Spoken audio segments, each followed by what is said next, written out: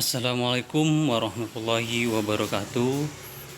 Baiklah, saya akan jelaskan ya bagaimana saya entry tadi yang profit $300 di Euro USD dan sekarang saya hold itu tadi.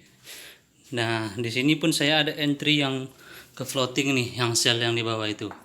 Nanti saya jelaskan. Jadi di sini saya jelaskan dulu soalan TP saya.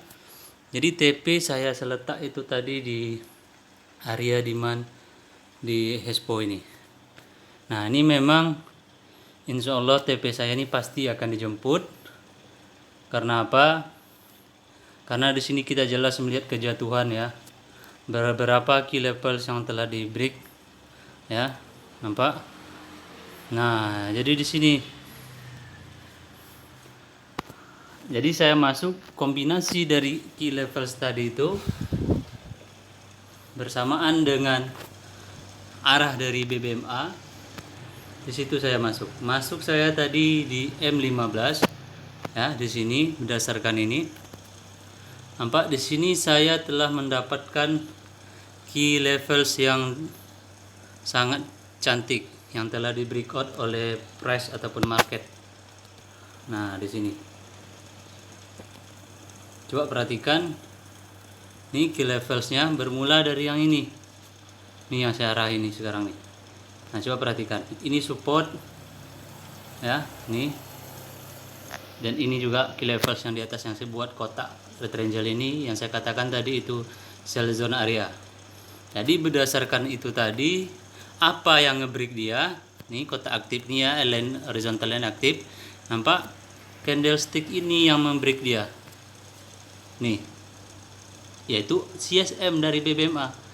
Nah, CSM akan buat re-entry. Di mana re-entry-nya? MA5, MA10 high. Makanya saya layer PO saya di sini tadi, SL saya letak di atas sini. Kenapa saya letak di atas sini? Karena di sini ada supply zone yang price yang terdekat. Memang di sini pun ada. Nih, kenapa saya letak di sini? Karena ini terlalu jauh, resiko saya tentu lebih besar juga jadinya. Jadi saya letak di atas ini, dikukuhkan dengan arah ini tadi dan re-entry yang ini. Oke, valid dan input entry saya, PO saya, akhirnya saya profit sampai 500 USD dan saya hold 20%, 80% saya cut profit tadinya. Nah, jadi di sini kenapa saya confident tadi untuk TP di sini ya di H4? Karena saya melihat adanya demand di situ. Beberapa kali kejatuhan kita lihat situ pun sama. Nah, tentu area dia untuk naik nanti kemungkinan nih di sini. Nih. Key levels yang ini ataupun key levels yang ini. Jemput SL saya ini dan baru dia nanti terjun. Tapi kenapa saya tidak pindahkan SL saya di atas? Karena saya lebih mengamankan. Karena tidak tahu nanti di sini bisa jadi dia jemput key levels yang ini dan teruskan kenaikan. Kita nggak tahu. Tapi yang jelas ini masih berkemungkinan kuat dia turun karena ini pun jadi CS arah nih yang sell yang sebatang panjang nih. Tentu dia buat re-entry nantinya. Nah, re-entry-nya maksimal itu di area SL saya nih. Ada supply zone di sini. Oke. Jadi saya jelaskan dulu kenapa dia tidak menjemput TP saya dulu baru buat koreksi ke atas. Nah, ini sebagai signal untuk kita bahwasanya demand zone ini berkemungkinan di sini dia nanti akan membuat perputaran arah. Tandanya apa?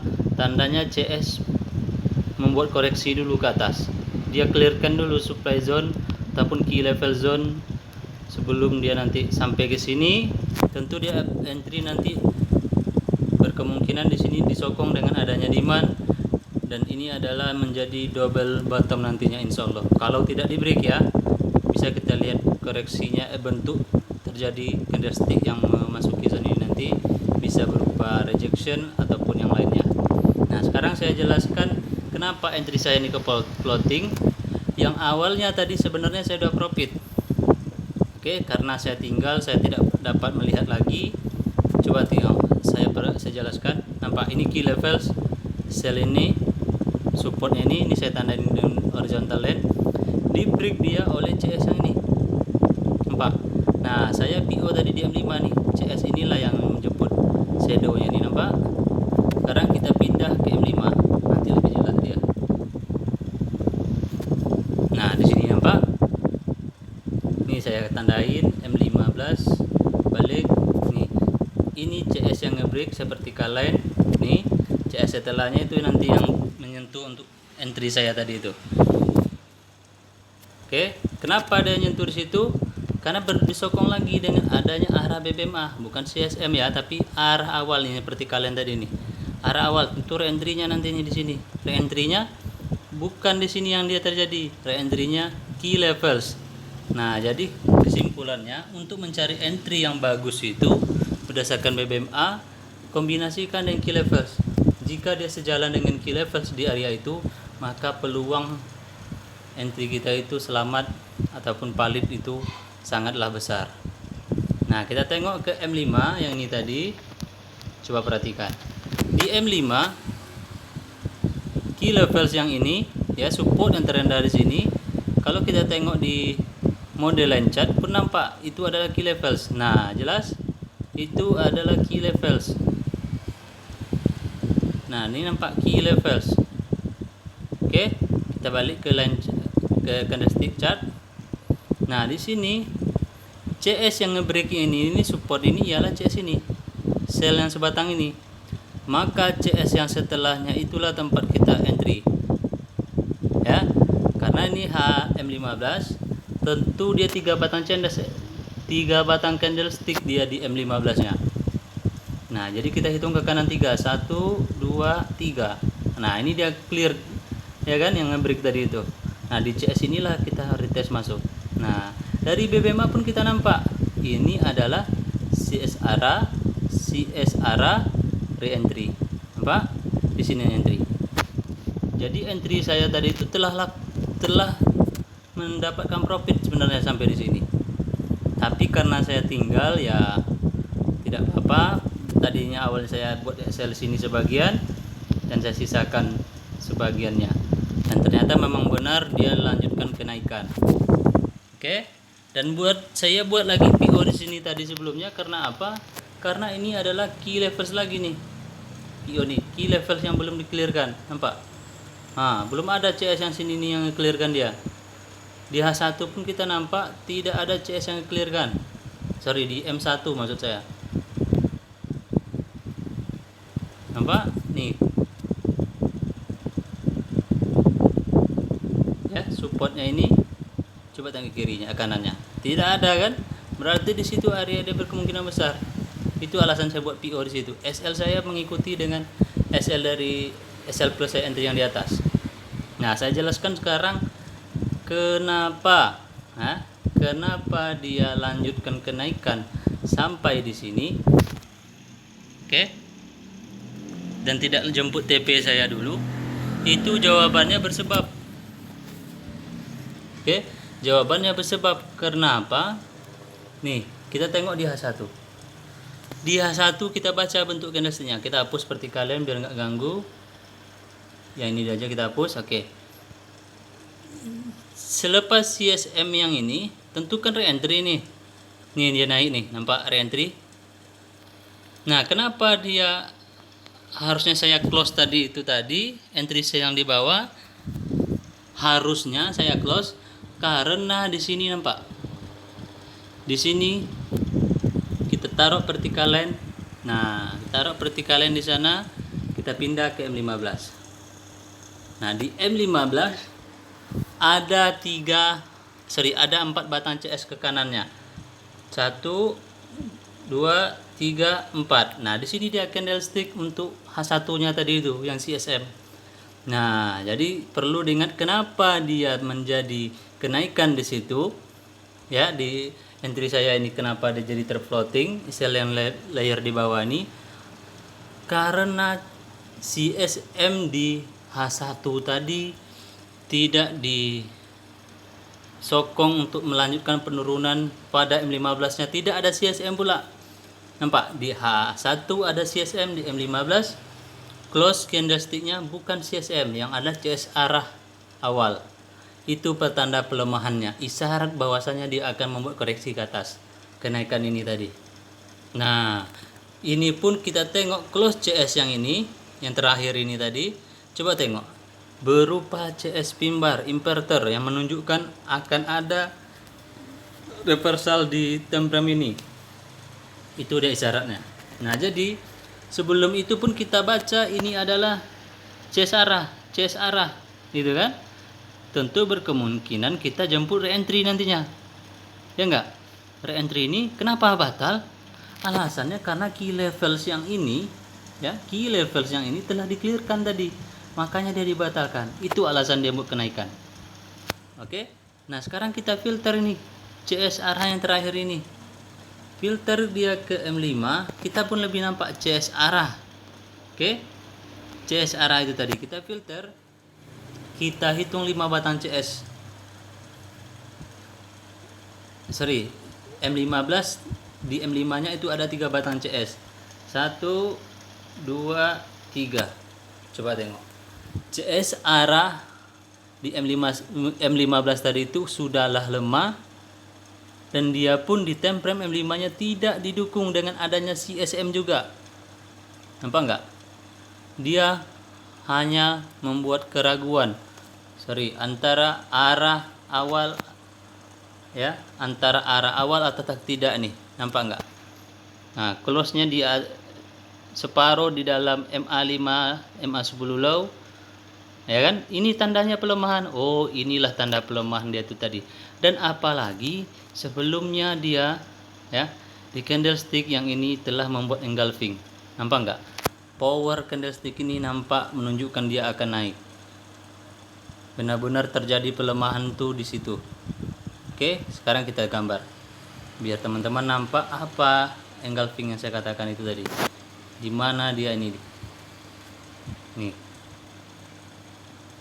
Nampak? Dia tidak mampu di break. Ya, pertama dia naik, terbentuklah engulfing, menjadilah ini demand zone. Ya. Itu udah isyarat tuh pelemahan dia itu tadi. Turun pun market meretest, dia tidak mampu break low demand ini tadi. Oke. Nah, jadi ketika dia melakukan kenaikan, resisten yang ini, key levels yang ini telah pun di break nih, telah pun di break oleh CS buy yang ini. Nampak? Buy yang ini break. Kita pindahin vertical line ke sana. Horizontal line maksud saya. Nih. Nampak? Di sini CS ini telah ngebreak. Inilah isyarat bahwasanya dia tetap akan melanjutkan kenaikan. Oke? Dan apalagi berdasarkan BBMA, coba lihat. Ini adalah CS arah kuku buy dari BBMA-nya. Oke, jelas ya? Itulah alasan dia itu tadi. Kenapa dia melakukan kenaikan di situ. Dan kenapa dia tidak merespon key levels ini lagi? Karena tadi sudah di-clearkan. Ingat, dia telah di-clearkan. Oke, dan di H1 ini tadi CSM di H1, ya. CSM di H1 ini dia menyatakan akan ada kenaikan. Isyaratnya karena di M15 kita tengok 4 candle terakhirnya ke kanan adalah CSR awal. Padahal di H1 tadi CSM sell. Seharusnya kalau dia semakin mau turun dan jemput TP saya itu tadi, dia harus buat CSM pula. Itu tanda powernya itu kuat. Tapi karena keluar di time frame keduanya M15 ini CSR pula, dan candlesticknya pun berbentuk inverter reversal seperti ini tadi. Nah, dan kita filter pun ke M5 pun seperti itu. Ya, ada demand di situ terbentuk. Itu isyarat. Jadi disinilah poin kita entry buy-nya pula tadi nih. Oke? Di situ kita jadi poin entry buy-nya tadi. Ketika terbentuk CS arah kuku, pertama kalau kita mau entry, memang low floating nantinya memang agak bersiko juga. Dimana ketika engulfing ini terjadi. Dan aman-amannya entry ketika ini key levels yang buy ini, resistannya ini di break oleh CS arah kuku ini. Oke, itulah dia. Nah, jadi ini kenapa saya confident pula nih. Saya hold dan saya letak sell limit di sana. Ya, sell limit di atas itu. Karena masih ada key levels yang belum di-clearkan tadi. Sehubung di M15, coba perhatikan, M15 seperti membuat arah yang tricky. Nampak? Arah tricky maksudnya arah kuku ini arah tipuan. Kenapa saya kata tipuan? Seperti yang saya ajari sebelumnya, kita kotak di area CS arah kuku ini. Coba teman-teman perhatikan di H1-nya. Di H1 itu adalah zone re-entry. Ya, ditahan oleh zone re-entry dari CSM tadi. Itu yang membuat saya confident entry di situ, limit di situ. Oke, ditambah lagi di M15 ini, coba perhatikan nih key levels yang tertandai satu lagi. Ini coba perhatikan key levels yang ini, ya, telah di break sama CS yang ini, CS arah awal yang kedua ini. Ini CS arah awal pertama, ini CS arah awal kedua. Dia telah di breakout, telah close CS buy ini di atasnya. Nah, ini telah di-clearkan. Nampak nggak? Key levels yang ini telah di-clearkan sama CS yang ini, yang menjadi CS arah kuku ini. Nampak nggak shadownya itu? Dia menyentuh. Nah, itulah pertandanya bahwasanya key levels ini telah direspon. Tentu re-entry dari ini tadi, selain saya katakan ini CS arah kuku tricky, tentu re-entry dia tidak disokong lagi dengan adanya key levels untuk naik, ya, untuk membuat perjalanan yang agak jauh gitu loh. Nah, makanya di sini saya confident tetap hold entry saya yang ini. Kalaupun SL nanti kalau kena ini SL saya ini dan close CS di atas ini, saya akan cut loss semuanya. Itu kondisinya. Karena di sini masih juga ada key levels nih yang cantik nih. Apa? Key levels yang cantik belum ada di retest. Pas di sini membuat extreme nantinya di time frame kedua re-entry H1 tadi, ataupun no momentum buy nanti, tidak ada kekuatan untuk buy. Nah, jadi kenapa sebenarnya saya seharusnya SL saya ini, ya, SL plus saya ini seharusnya saya letak di atas, bukan di sini, karena di area sini sebenarnya dia akan cenderung juga kalau dia naik nanti, ya, naik dia akan sentuh, karena ini berkemungkinan dia membuat 3 wave baru dia terjun nanti. Oke. Kalau dia naik sampai ke sini, itu lagi adalah re-entry dari H4. Nampak enggak? Makanya saya katakan di sini kita melihat ada key levels pula di H4 nih. Di sini key levelsnya. Tentu SL saya terbaik itu sebenarnya di atas sini. Minimal di atas supply yang ini, kan supply ini. Nah, maksimalnya di sini. Seperti itu. Nah, jadi karena saya melihat di sini pun ada key levels yang masih fresh. Oh, kalau saya hold dan saya letak SL saya di atas ini, tentu saya akan besar ruginya nanti. Jadi di sini MM kita perlu kita jaga, meskipun kita dapat arah yang ini tadi, ya, dapat arah, kita mesti pegang analisa-analisa yang lain yang saya jelaskan itu tadi. Nah, sekarang kita lihat ini adalah CS arah awal sell, ya, tentu dia kembali re-entry saya bilang.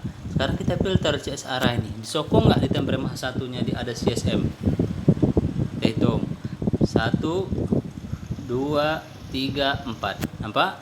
Dia disokong dengan adanya CSM, berarti masih kuat peluang dia untuk turun pada Euro USD ini nanti. Oke. Nah, makanya saya yakin insya Allah TP saya ini akan dijemput.